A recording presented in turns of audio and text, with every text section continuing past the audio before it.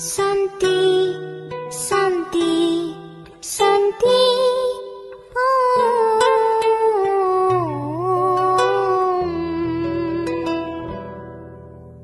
Brahma Vishnu Maheshwara, Kaulah kekuatan dunia. Berkahilah cinta kasihmu agar bahagia hidupku.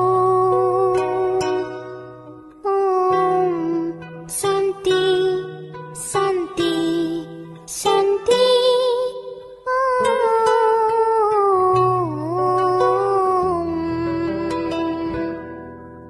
Om Swastiastu. Kembali lagi di channel Santi Dharma Chandra. Astunggara, saat ini Santi sareng dengan Tuaji yang dari penyuluh agama Hindu yang ada di Denpasar, Bali. Om Swastiastu, Tuaji. Om Swastiastu, Mbak Santi. Baiklah, Tuaji, ini kan kalau di pemirsa Santi Dharma Chandra, Tuaji pertama kali ngonten titiang ngaturaken sukses banget. Santi ngaturaken terima kasih sudah berbagi ilmu untuk penonton Santi Dharma Chandra. Sebelumnya pemirsa Santi Dharma Chandra, ada istilah tak kenal maka tak sayang. Nah. Nunas, tolong perkenalkan nama lengkapnya Tuaji nih. Nggih, terima kasih Mbak Santi. Om Swastiastu. Om Swastiastu. Pemirsa Santi Dharma Chandra. Perkenalkan, nama titiang Ida Bagus Gede Bawaadnyana. Kebetulan saat ini bertugas sebagai penyuluh agama Hindu di Kementerian Agama Kota Denpasar yang akan berbagi sharing dengan Mbak Santi. Sebagai Dharmika Hindu. Ya, sebagai Dharmika Hindu. Baiklah, Tuaji ini kan punya channel juga kan. Santi kan lihat di Facebooknya Tuaji, dan Tuaji juga sering share-share di grup WhatsApp. Itu ada program Mesari, membaca kitab suci setiap hari. Itu program dari YouTube-nya Tuaji itu kan. Nah, Santi ini kan masih baru dan masih banyak hal yang harus Santi pelajarin gitu kan.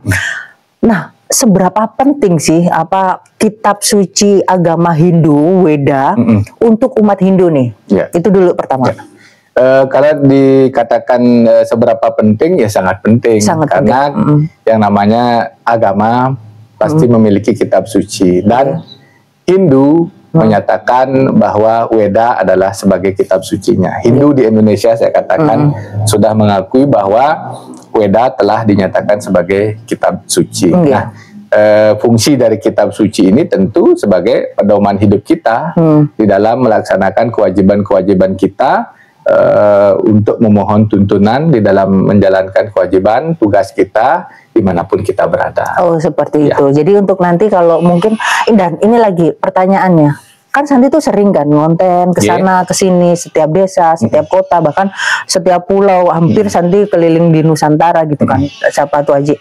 Pas waktu Santi di Bali nih, misal ngobrol nih sama teman atau apa kan, yang umat Hindu Bali nih, yang dari Bali, yang lahir udah di Bali, udah agama Hindu, mereka bahkan itu bilang, Adek, kan manggilnya Adek ya, Dek, saya aja yang usia segini belum tahu tuh kata Weda wujudnya seperti apa. Gak pernah lihat Weda, baca aja nggak pernah, taunya udah ngebanten rahinan itu aja gitu. Nah, sebagai penyuluh, kenapa sih umat Hindu kok susah mengakses kitabnya sendiri? Itu bagaimana itu? Kalau Gus Weda tahu kan ya? Oh, Gus Weda tahu. Gus Weda tahu. Terus habis itu, terus sekarang beberapa aplikasi, kalau kita berbicara kitab suci Weda, memang seperti yang Mbak Santi katakan, tidak semua orang tahu. Kalau bahasa Balinya begini Mbak Santi, kengken sih jeneng nih kitab suci Weda. Mungkin begitu gambarannya orang Bali. Saya aja dulu seperti itu, kengken goban Weda nih. Tuh aja belum tahu dulunya. Belum tahu. Belum tahu. Terus habis itu. Kemudian kalau kita katakan Weda itu, berbicara masalah Weda itu, ternyata kitab suci Weda yang diakui oleh umat Hindu di Indonesia, di Nusantara itu telah ditransformasi oleh leluhur orang Hindu, yang terutama yang ada di Bali, melalui teks-teks, ada melalui Wiracarita, ada melalui lontar-lontar, ada tutur. Makanya orang kita, orang Nusantara itu, orang Bali khususnya lebih mengenal dengan sebutan lontar. Lontar. Nah, ini lontar ini apa ini? Siapa tahu sebagai yang belum tahu nih lontar ini apa nih? Nah, kalau kita lihat lontar itu kan adalah daun ini. Oh, daun lontar. Daun lontar. Terus kemudian itu dipakai sarana untuk mentransformasi, menulis isi dari kitab suci yang ada. Nah, jadi ditulis di daun lontar. Nah, kemudian itu dijadikan pedoman. Makanya kita lebih mengenalnya istilahnya lontar. Padahal isi dari lontar itu adalah tafsiran atau kajian yang terdapat di dalam kitab suci Weda. Oh, gitu. Itu dia isinya di dalam lontar. Makanya bertransformasi juga dengan kebudayaan Bali. Lontar-lontar itu beraksarakan aksara-aksara Bali. Oh, biar akan lebih mudah dibaca, diakses ya, orang gitu Bali ya. kan itu dulu. Karena zaman dulu kan nggak ada laptop, nggak ada filenya gitu ya. Buku saja tidak ada, maka tradisi lisan, tradisi menulis itu ada di daun lontar. Nah, sampai sekarang dengan adanya Hindu yang ada di Bali ini, itu masih sangat eksis, masih dijaga tentang penulisan di daun lontar itu, karena dalam ritual-ritual agama Hindu itu kan menyarankan ketika teks-teks suci itu dibaca pada daun lontarnya. Kayak orang memutru, itu contohnya kalau ada upacara yatnya, orang memutru membaca, kalau orang Pitroyatnya umpamanya orang memutru tentang perjalanan Sang Atman yang ditulis di dalam lontar itu, masih dia dalam bentuk lontar. Berarti untuk menjaga taksunya ya, tidak dipindah file, meskipun bisa lah zaman sekarang di buku gitu. Jadi untuk menjaga taksunya seperti itu. Karena pada dasarnya ketika kita belajar kitab suci itu memang harus ada yang membimbing, Mbak Santi, agar kita tidak salah menafsirkan, agar kita tidak salah arah tentunya. Sama halnya ketika ibu-ibu, dia punya, Mbak Santi umpama, saya pintar buat nasi goreng pagi gitu umpamanya Mbak Santi, saya ngomong, Mbak Santi minta dong resepnya, kan ditulis resepnya. Begitu saya buat di rumah, padahal sudah pakai resepnya, kurang enaknya dengan gitu yang Mbak Santi buat itu. Nah, inilah yang kemudian di Bali itu disebut dengan aguron-guron itu nanti. Aguron-guron itu apa? Nah, itu dah aguron-guron itu bagaimana orang itu menjadi seorang siswa atau seorang siswa untuk memohon pengetahuan dari guru. Ya, dari orang guru. Nah, guru ini adalah orang yang diyakini akan dapat memberikan bimbingan. Makanya istilahnya aguron-guron. Jadi aguron-guron itu tafsiran guru, dikasih muridnya tafsirannya sama terus ke bawah. Jadi kalau kita hanya mengandalkan melihat buku,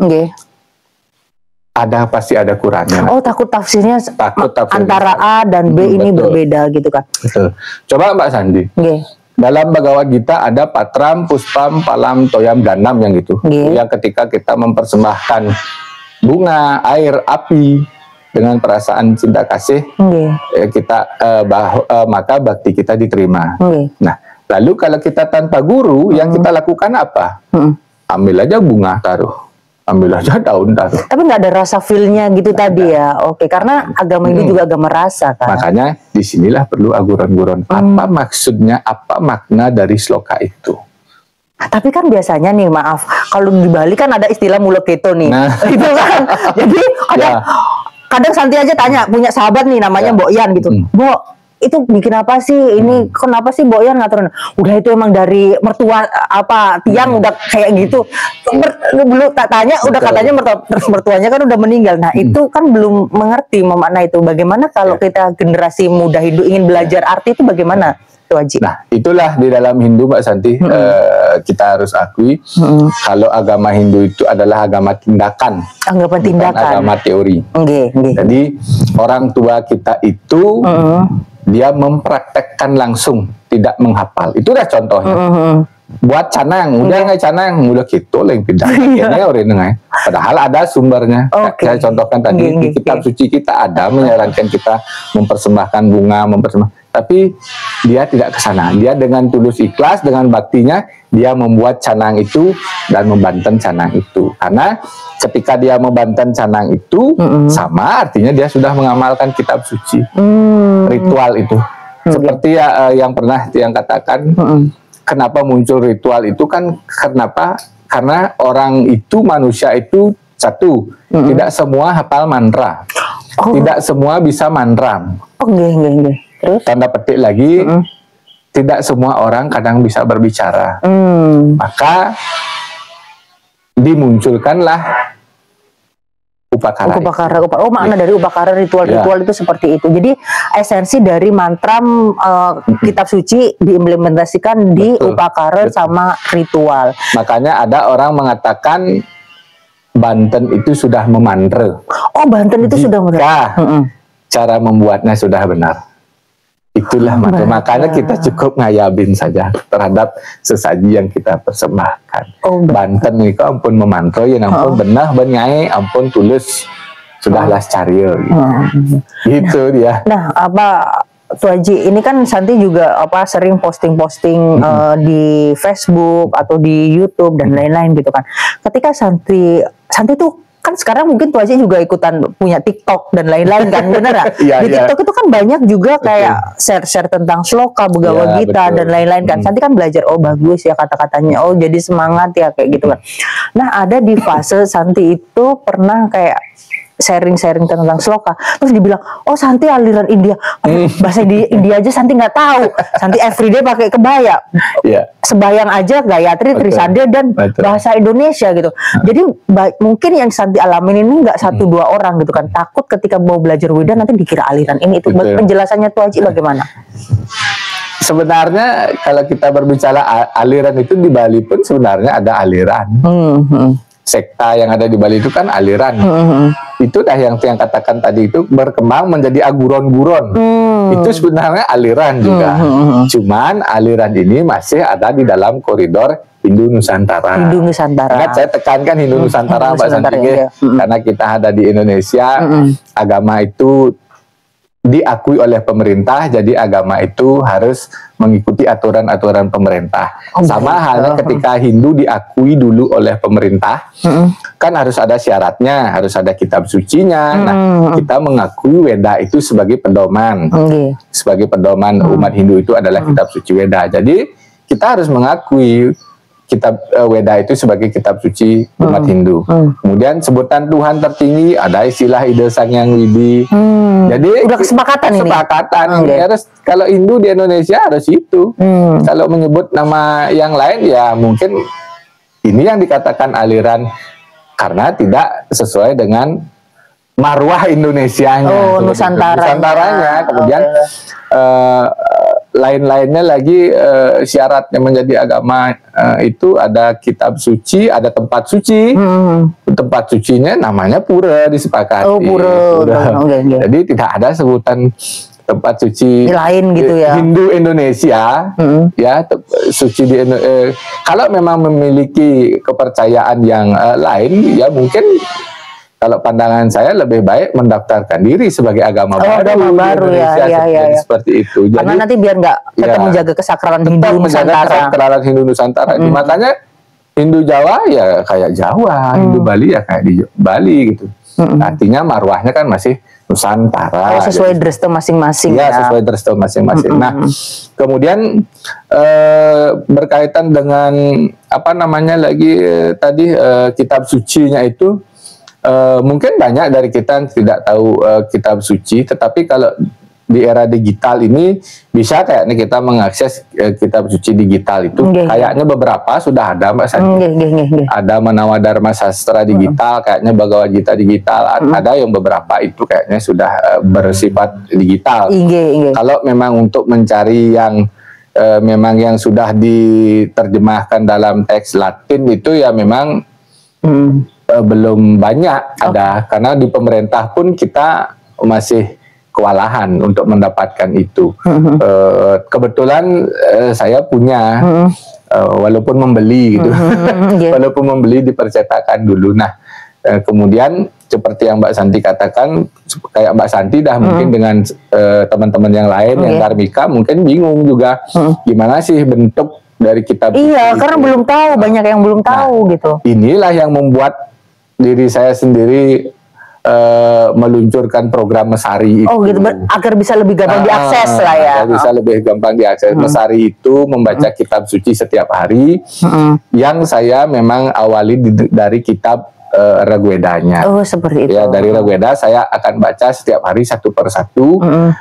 Tentunya menggunakan cara membaca, cara menembangkan dengan gending Bali atau dengan sloka atau istilah Balinya nyeruti. Walaupun itu belum sempurna, Mbak Santi. Saya harus belajar nyeruti lagi. Kalau mau lebih bagus itu lebih panjang nanti irama. Bagi saya yang penting terbaca dulu. Yang penting terbaca dulu, kita ketahui isinya apa. Apa sih isinya? Artinya paling tidak ada bayangan sih. Ada bayangan di sana apa isinya dari kitab Weda itu. Kemudian itulah yang menjadi motivasi diri saya memunculkan Mesari ini. Di samping Mbak Santi katakan tadi ada orang banyak ngutip sloka, karena kalau di penyuluh itu memang dari peraturan pemerintah dan Dirjen Bimas Hindu memang disarankan penyuluh itu memiliki konten-konten itu, karena ada penyuluhan melalui media sosial memang seperti itu kan. Ada konten melalui konten pribadi ataupun melalui konten lembaga. Nah, kemudian kalau di Mesari yang saya katakan itu, Mesari yang dalam Mesari ini memang masih banyak kekurangan karena terkendala banyak kendalanya. Satu, saya di bidang editing saya lemah. Dan kalau itu saya editing setiap hari satu-satu, wah itu lumayan gitu. Makanya saya baca slokanya, tetapi saya ditambahkan di keterangannya, saya tambahkan gininya. Di deskripsinya ya, gitu deskripsinya saya tambahkan ketikan slokanya, walaupun tidak ada bahasa Sanskertanya, karena kita yang dulu, untuk kita dulu, untuk orang Indonesia Latin saja dulu. Yang penting, pertama itu dah yang terpenting, terbaca dulu kitab suci kita, khususnya untuk yang kayak Dharmika, kayak Mbak Santi, paling tidak tahulah beberapa isinya, walaupun tidak melihat fisik secara langsung, tetapi ketika Mbak Santi ada di Bali, apalagi Mbak Santi sering di Griyo melihat sulingge, hida sulingge, membuka lontar atau cakepan. Itu makanya itu, yang ini ya kayu yang gini-gini itu yang panjang itu ya. Oh, itu namanya lontar. Itu namanya lontar. Jadi itulah isi dari kitab suci agama Hindu itu sudah ditransformasi ke sana, ditafsirkan ke sana sehingga lebih mudah dibaca. Karena kalau baca kitab Wedanya, kita tidak akan pernah mengerti apa maksudnya, apa makna tanpa seorang pembimbing, tanpa seorang guru. Maka leluhur kita terdahulu menurunkan dari kitab Weda itu ada sebutannya dengan semerti, artinya semerti itu telah ditafsirkan.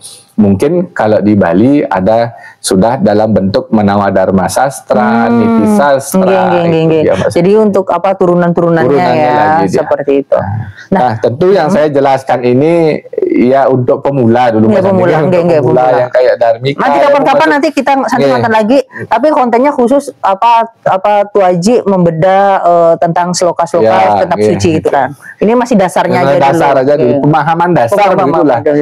Kalau mendalamnya tentu akan butuh waktu untuk mengupasnya. Ini sebagai pemahaman dasar dulu, agar tidak ada salah kaprah. Nanti dibilang lagi umat Hindu nggak punya kitab suci, ada kata seperti itu. Kita punya kitab suci, seperti itu.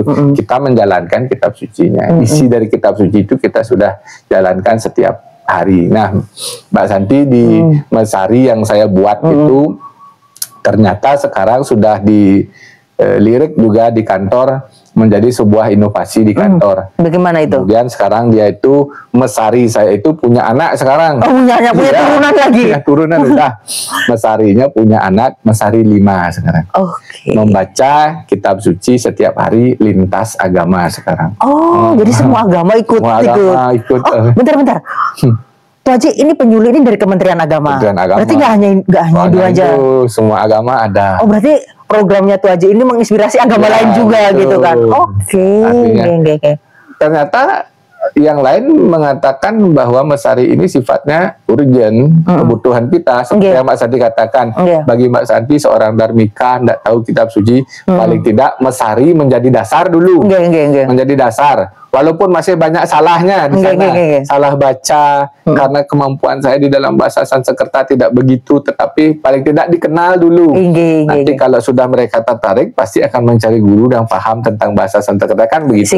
Nah, kemudian urgen yang kedua itu, kalau kita perhatikan sekarang media sosial kita banyak tuh konten-konten yang nggak bermutu. Makanya itu. Kadang kalau kita punya media sosial, kalau klik sekali aja, padahal salah klik, bisa itu muncul terus konten-konten yang bersifat negatif. Nah, inilah keinginan saya, bagaimana kita mengimbangi konten-konten itu dengan konten keagamaan. Sama dengan yang Mbak Santi buat, Santi Dharma itu kan mengimbang konten-konten yang karena tidak baik. Media sosial ini kan ibarat seperti pisau tuh Haji. Jadi kalau kita buat motong buah, buat menjahitan, itu akan menghasilkan karya baik. Tapi kalau buat melukai orang, atau itu yang kurang baik. Jadi mungkin juga ini Santi Titiang nunas saran sama Tuh Haji. Kadang banyak anak-anak muda khususnya ya mau belajar agama itu takut Tuh Haji. Takut kayaknya, aduh kayaknya nanti kalau saya salah atau apa, nanti tiba-tiba kayak dicela, dijudge gitu kan. Nah, Santi juga berbicara di konten Santi Dharma Chandra ini, kenapa Santi membuat konten Santi Dharma Chandra dengan karakter Santi yang mungkin banyak tingkahnya banget gitu kan. Bahkan Santi tuh ingin bahwasanya agama ini bisa dipelajarin oleh setiap kalangan Tuh Haji. Apapun latar belakangnya, apapun kondisinya, mereka berhak untuk dekat dengan Tuhan. Nah, bagaimana sih Tuh Haji memberikan semangat buat anak-anak muda? Kadang misal kayak gini kan, saya mau belajar agama nih, mau ke gereja atau mau ke pura atau apa, saya takut karena mungkin saya kerjanya di diskotek atau di klub malam, atau mungkin saya penampilan, tapi saya ingin mendekatkan diri kepada Tuhan. Oh, saya mau bikin konten agama nih, misal kayak gitu, tapi nanti saya takut, nanti kalau salah nanti takut diprotes, dicela dan lain-lain. Nah, semangatnya Tuh Haji sebagai penyuluh di Kementerian Agama bagaimana? Kalau Tiang begini Mbak Santi, setiap orang itu pasti memiliki masa lalu yang tidak baik, tetapi semua orang juga berhak akan masa depan yang lebih baik. Ada orang bertato, tetapi hidupnya tertata, kan? Tubuh boleh bertato, tapi hidup harus tertata. Nah, jadi seperti itu. Siapa saja boleh mempelajari agama. Boleh ya Tuh Haji ya? Apalagi mendalam, dan tidak boleh, dan itu harus ya, setiap orang harus ya, setiap orang harus mendalami agamanya sebagai pegangan hidup, sebagai pedoman hidup. Nah, kemudian kalau ada orang-orang yang cuman begini, kalau di dalam agama Hindu khususnya di Bali ini kan ada etika, etika itu ada etikanya, terus ada istilah pantes, masih kecil umpamanya masih SD sudah mempelajari Wedo Parikramo, itu kan kurang pantas. Karena belum waktunya ya, semuanya ada waktunya intinya gitu kan. Jadi, nah kalau sudah umpamanya sudah dewasa, sudah kuliah gitu, terus sudah mewinten, sudah mendedikasikan diri, mau meningkatkan tingkat kehidupan kebiksuke gitu, umpamanya pelajari Wedo Parikramo, sah-sah saja. Gitu. Jadi ada tingkatannya ya? Ada tingkatannya kan, itu dah makanya ada pewintenan itu di dalam agama Hindu di Bali khususnya. Paling enggak orang itu kan pasti dapat mewinten, paling enggak pewintenan Saraswati itu kan memohon izin kepada Sang Hyang Haji Saraswati atas ilmu pengetahuan yang kita akan pelajari. Oh, seperti itu maknanya. Dan ketika beliau menganugerahkan ilmu pengetahuan itu, kita juga menggunakan harus tepat guna gitu. Tepat guna itu bagaimana? Tepat guna itu artinya tepat kita menggunakan, artinya ketika kita memiliki ilmu, kita tidak gunakan ilmu itu untuk kegiatan yang tidak baik. Oh gitu ya, benar. Itu Mbak Santi. Makanya apa namanya, kalau istilahnya orang-orang Bali dulu itu mengatakan apa namanya, pelajari dulu etika, keteguhan hati, jangan asal belajar. Keteguhan hati, etikanya dulu pelajari. Jadi ketika kita ada pada fase Brahmacari itu, kita belajar, ketika masuk ke Gerihaste, masuk ke Wanopraste, masuk ke Biksuko itu bisa berjalan dengan baik. Jadi ada time-nya. Jangan nanti ketika kita sudah dari kecil udah memantapkan diri saya harus biksuko tuh. Sesudah biksuko kok saya pengen nikah ya, biar nggak gitu nanti. Jadi kebalik ini jadinya. Udah biksuko lagi. Ada kan biasanya istilah sukla brahmacari itu kan. Jadi kayak bener-bener pengen memantapkan untuk jadi sukla brahmacari itu brahmacari aja. Nggak bisa untuk nikah gitu. Jangan gitu. Ya agak itu udah maksud yang jangan terbalik nanti lagi. Siapa saja dan bukan siapa saja, semua orang harus belajar agama, harus memperdalam dirinya dengan ajaran-ajaran agama, apapun karakternya, apapun latar belakangnya, karena Tuhan tidak melihat ketulusan orang itu dari latar belakang. Dari puja Siwastawa kita dapatkan, mohon maaf, Nas Lugro titiang ring ide sulinggi yang menawi mengutip niki puja. Om asucirwa sucirwapi sarwa kama gato piwa cintaye dewam isanam sabahya biantara suci. Nuna Sampuro jika salah mengucap. Jadi begitu bunyi Siwastawa itu salah satunya yang maknanya begini Mbak Santi. Setiap orang suci ataupun tidak suci mengumar hawa nafsu dan melakukan pembunuhan. Jika dia berbakti kepada Dewa Isana, Dewa Siwa, maka dia akan menjadi manusia suci lahir dan batin. Oh, seperti itu ya. Berarti itu makna mantra-mantra itu ternyata indah loh kalau kita pelajari. Ya, dari Siwastawa saya baca. Jadi makanya Tuhan itu tidak melihat latar belakang orang. Ketika dia sudah tulus, dia akan dianugerahi menjadi manusia suci. Ketulusan hati untuk ngayahnya, mengabdinya gitu kan. Itu dah dia. Luar biasa sih. Aduh, Santi tuh makanya Santi tuh masuk di agama Hindu tuh Haji. Santi tuh cinta sama ajaran-ajaran agama Hindu, dan ketika Santi bikin konten pertama kali tuh Santi tuh bengong di pura, mikir gitu. Ya ampun, di Hindu ini ilmunya banyak sebagai dasar landasan Nusantara ini gitu kan. Tapi kenapa jarang orang bisa belajar agama Hindu? Untuk mengakses tuh susah gitu kan. Jadi itulah hal yang Santi ya seadanya dibantu sama Ida Betara lah untuk bagaimana ada orang yang mau melihat dan mau belajar. Nanti Santi izin share sama Tuaji mungkin dengan program-program kitabnya Mesari dan lain-lain itu yang Santi ingin pelajarin banyak hal, karena itu yang bisa ternyata Santi baru tahu loh arti mantra kayak gitu. Karena ini kayak misalkan kita sembahyang nih, dengar aja kan umat nggak tahu gitu kan arti mantra. Ternyata itu menggugah semangat kita bahwasanya ternyata dekat dengan Tuhan itu bisa nyaman loh, bisa enak loh gitu kan. Seperti itu. Sukses Tuaji. Lunas doanya agar channel Santi Dharma Chandra bisa bermanfaat bagi umat sedharma. Ditutup sarang para Mas Santi gitu ya. Om Santi Santi Santi Om.